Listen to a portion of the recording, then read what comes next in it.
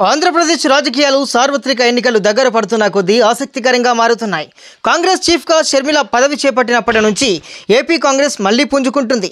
ఆ పార్టీకి ఏపీలో పూర్వ వైభవం కోసం ఆమె తీవ్రంగా ప్రయత్నిస్తున్నారు.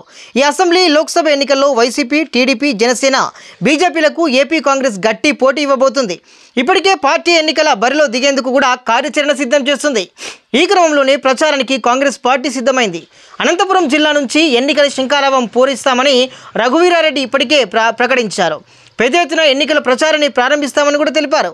ఈ నెల 26న మల్లికార్జున ఖర్గే, వైఎస్ షర్మిల, మాణిక్యం ఠాకూర్తో కలిసి ఎన్నికల ప్రచారం ప్రారంభిస్తామని ప్రకటించారు. ఇక మరొక ఆసక్తికరమైన విషయం ఏంటంటే, ఏపీలో కాంగ్రెస్ విజయానికి రేవంత్ రెడ్డి కూడా రంగంలోకి దిగనున్నారు.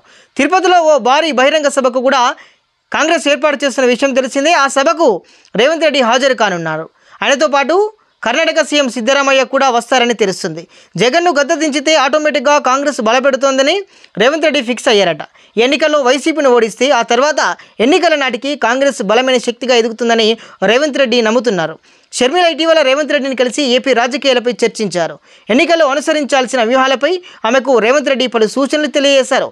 ఇక డైరెక్ట్గా ఏపీలో ఎన్నికల ప్రచారానికైతే దిగనున్నారు రేవంత్ రెడ్డి.